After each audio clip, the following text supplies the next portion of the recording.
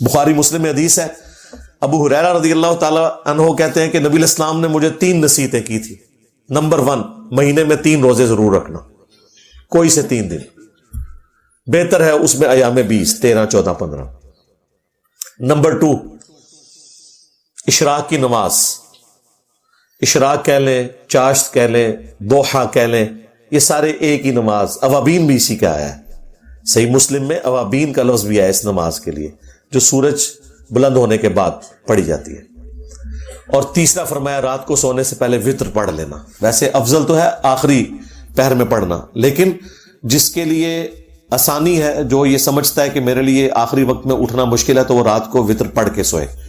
تو حضرت ابو ہریرہ کہتے ہیں نبی علیہ السلام نے مجھے 3 کاموں کی وصیت کی تھی، ان میں بھی 3 روزوں کا ذکر موجود ہے۔ یہ حدیث بخاری مسلم دونوں میں ہے۔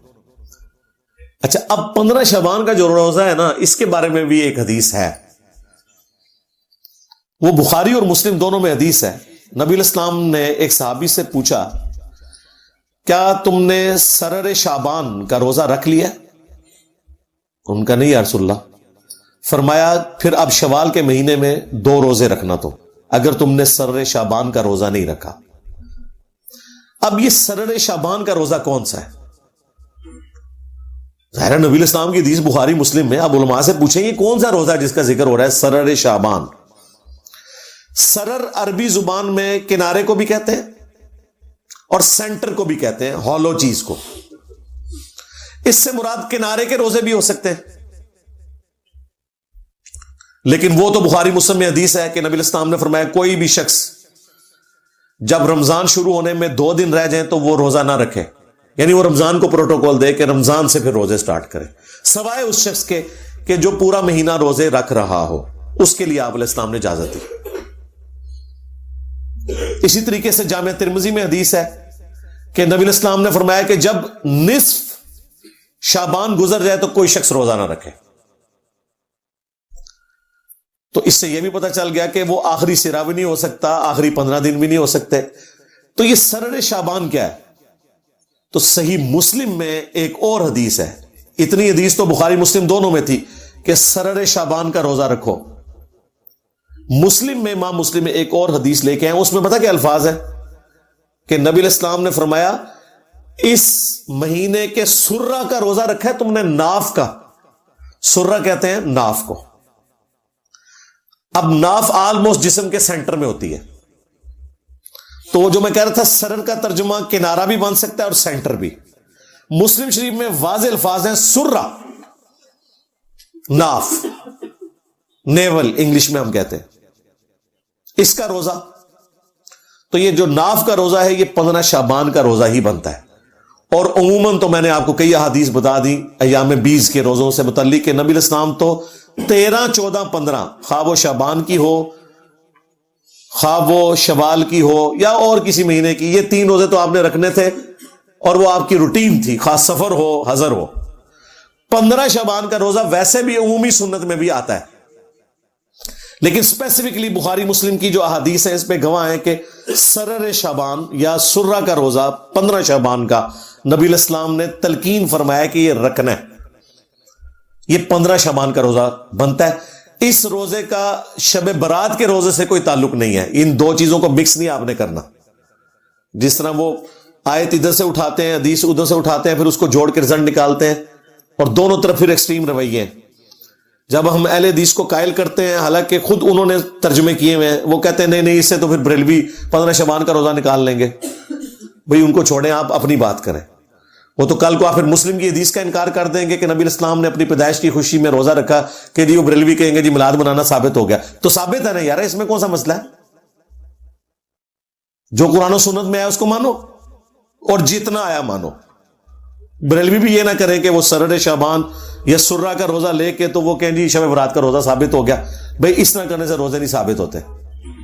جتنی بات ہے ہم اس کو مانتے ہیں، ایکسپٹ کرتے ہیں اور پوری ایمانداری کے ساتھ اسے پبلک کے سامنے رکھتے ہیں۔ لہذا اگلی اتوار اور سوموار کی درمیانی رات، یعنی یہ بنے گی 18 اور 25 فروری 2024 کو، جب 25 فروری گزر جائے گا تو وہ رات آ جائے گی، یعنی 26 کا روزہ بنے گا، 26 فروری کا 2024 کے اندر، 15 شعبان المعظم 1445 ہجری۔ تو یہ روزہ خود بھی رکھیں، گھر والوں کو بھی رکھوائیں، اس اعتبار سے کہ نبی الاسلام نے اس کی ترغیب دلائی ہے۔ اور دیکھیں کس حد تک ترغیب ہے کہ اس میں آگے الفاظ ہیں کہ اگر تم نے نہیں رکھا تو شوال میں 2 روزے اس کے بدلے میں رکھنا۔ تو وہ بعض اہل حدیث جو ماننے کے لیے تیار نہیں، وہ کہتے ہیں نہیں، اس سے مراد وہ 3 روزے تھے نا، وہ نہیں رکھے تھے، تو آپ نے فرمایا کہ چلو شوال میں رکھ لینا۔ بھئی اگر 3 کے بدلے ہوتا تو پھر حضور کہتے 3 روزے رکھو، 2 کا ذکر کیوں ہے؟ ایک جو ہے وہ اس کے بدلے میں، اور دوسرا پینلٹی کے طور پر۔ لیکن یہ ساری نفلی عبادتیں ہیں، ان کے اوپر کوئی واجبیت والا معاملہ نہیں، یہ صرف ترغیب کے لیے۔ اچھا، یہ جو میں نے رزلٹ نکالا ہے نا، یہ نہ سمجھیے گا کہ یہ میں نے کوئی ڈسکوری کر لی ہے کوئی اس طرح کی۔ میرے دنیا میں چھوڑے جانے سے پہلے بھی ایسے لوگ موجود ہیں جو 15 شعبان کے روزے کو بخاری مسلم کی ان احادیث کے تحت سنت سمجھتے ہیں۔ وہ اہل حدیث فرقے سے ہی ایک نکلا ہوا گروہ ہے جماعت المسلمین کا، خارجی ہیں، مسلمانوں کی تکفیر کرتے ہیں، لیکن وہ اہل حدیث پلس ہیں، یعنی اہل حدیث سے بھی اگلا ورژن ہے سختی کے اعتبار سے، اہل حدیث پلس ہیں۔ بس کچھ چیزیں ان کی بہت اچھی ہیں، مثلا وہ نماز جو ہے وہ بڑے سکون سے رفع الیدین سے پڑھتے ہیں، اسی طریقے سے سکتے کرتے ہیں، وہ بھی وہی موقف رکھتے ہیں کہ جب قرآن پڑھا جا رہا ہے تو آپ نے پیچھے فاتحہ نہیں پڑھنی بلکہ سکتے کرنے ہیں اور اس میں فاتحہ پڑھنی ہے، قرآن آپ نے سننا ہے۔ کچھ چیزیں بہت ان کی اس حوالے سے بہتر ہیں۔ مٹھی کے بعد داڑھی کاٹنے کے بھی قائل ہیں، اور داڑھی رنگنے کے اوپر بھی بہت زور ہے۔ اس معاملے میں ان کا بھی یہی موقف ہے کہ سرر شعبان کا جو روزہ بخاری مسلم میں آیا یا سرہ کا، اس سے مراد 15 شعبان کا روزہ ہے، اور وہ اس چیز کا اہتمام کرتے ہیں۔ بہتر تو یہ کہ شعبان میں جتنے روزے آپ رکھ سکتے ہیں رکھیں، 13 14 15 3 روزے رکھ لیں، 3 نہیں رکھ سکتے ایٹ لیسٹ 15 شعبان کا روزہ ضرور رکھیں، تاکہ رمضان کے روزوں کے آنے سے پہلے ایک تھوڑا سا آپ کی پریکٹس والا معاملہ بھی ہو جائے، اور یہ ایک فضیلت بھی اس حوالے سے آپ کو حاصل ہو جائے کہ نبی الاسلام نے اس روزے کی ترغیب دلائی ہوئی ہے۔